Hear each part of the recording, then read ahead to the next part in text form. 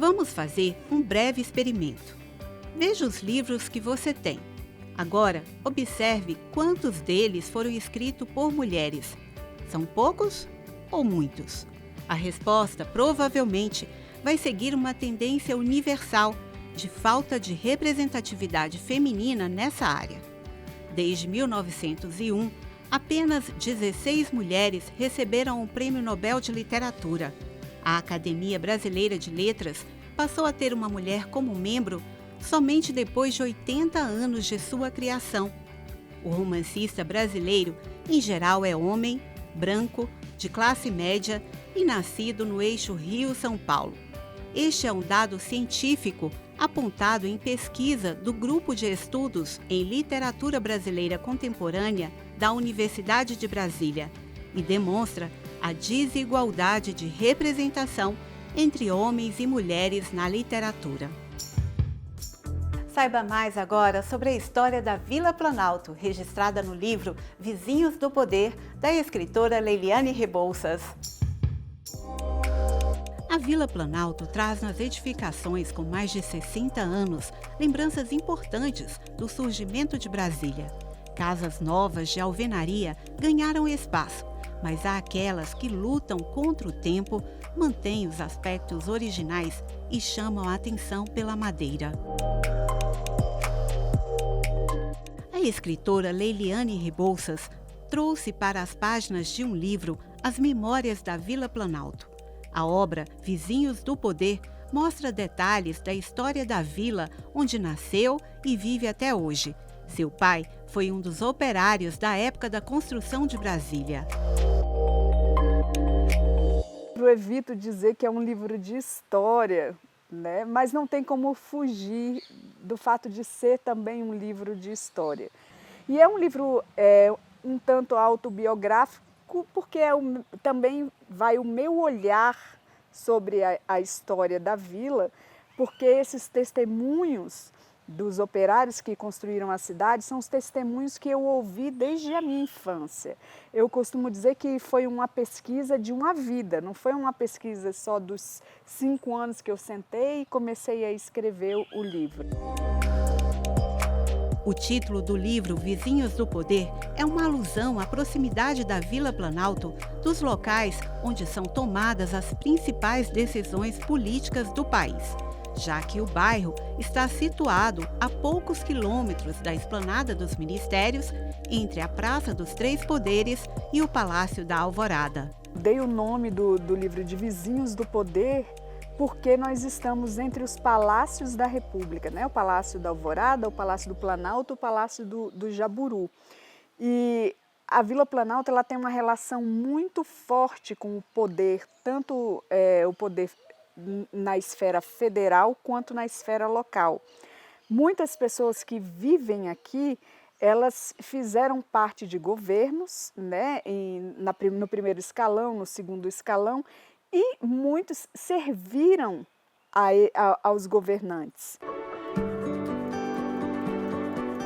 A Vila Planalto surgiu em 1957 de um acampamento para a construção do Palácio da Alvorada, residência da Presidência da República, e do Brasília Palace Hotel.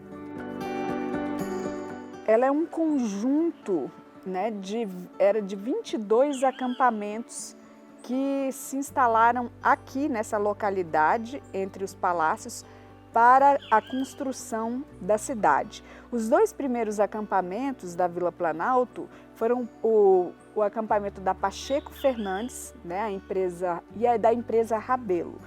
São os 2 acampamentos que construíram, respectivamente, o Palácio da Alvorada e o Brasília Palace Hotel, que foram as primeiras obras dentro do plano piloto de Brasília. Antes mesmo da escolha do projeto, né, do Lúcio Costa para o plano piloto. Por conta da localização privilegiada, houve um tempo de pressão política para demolição das casas e remoção das famílias para áreas mais distantes. Os moradores se mobilizaram pela fixação do bairro, entre eles a mãe de Leiliane, Albaniza Rebouças, que participava ativamente de um grupo de 10 mulheres que lutavam pela preservação do lugar. O trabalho teve reconhecimento. Hoje, ela é homenageada com seu nome em uma das ruas da vila. Além do Grupo das 10, havia também o GT Brasília, grupo de trabalho para a preservação do patrimônio histórico e cultural da cidade. Eu era levada para essas reuniões com 8, 9 anos de idade pela minha mãe. Em vez de brincar com as outras crianças, eu ficava prestando atenção no que essas mulheres falavam. Então elas juntaram forças, né, se uniram, e eu comecei, mesmo criança, a participar de todas essas reuniões, do GT Brasília, do grupo das mulheres, e percebi que qual era o maior problema da população da vila naquela época? Era chegar ao Estado para negociar a permanência da vila. O Lúcio Costa já tinha feito um projeto das superquadras Planalto, fazer aqui hotéis de 6 andares. E a gente ia sair daqui. Mas graças a todo um trabalho do GT Brasília, de resistência dessas mulheres da Vila Planalto e a minha carta também, que foi um fator decisivo, né, para poder iniciar essas negociações, nós conseguimos que a vila, depois de 2 anos da entrega da carta, fosse fixada e tombada como patrimônio histórico do DF. Leiliane possuía apenas 10 anos, mas acompanhava de perto as discussões sobre a preservação da Vila Planalto e foi ousada quando burlou a segurança do então presidente José Sarney para entregar ao mandatário uma carta pedindo a não demolição do bairro. A minha mãe não quis me levar, eu tive que convencer alguém, um amigo dela, para que ela me levasse na praça, e eu acho que ela me levou até pensando que eu não ia ter coragem de burlar a segurança do presidente. E no dia 17 de julho de 1986, com 10 anos de idade, eu consegui romper a segurança do Sarney e entregar essa carta, onde eu contava o drama dos moradores da Vila Planalto, que ajudaram a construir Brasília e estavam sob o risco de expulsão. E o Sarney foi muito, eu posso dizer até magnânimo, né, comigo, porque ele, além de ter lido a carta, ele me encaminhou para o governador de Brasília, ligou: Aparecido, recebe essa menina. Essa não é a única história curiosa presente no livro. A gente vivia sob essa eterna vigilância e amedrontados pelos fiscais da Terra Cap. E tinha umas senhoras que, numa desses controles dos fiscais, elas ficaram esperando os fiscais com cabos de vassoura e rodo e botaram os fiscais para correr com rodo, cabo de vassoura, e eles não voltaram mais. Esta moradia está bastante danificada pelo tempo e abandono. Ela faz parte do conjunto Fazendinha, que possuía 5 casas originais, mas apenas uma está preservada.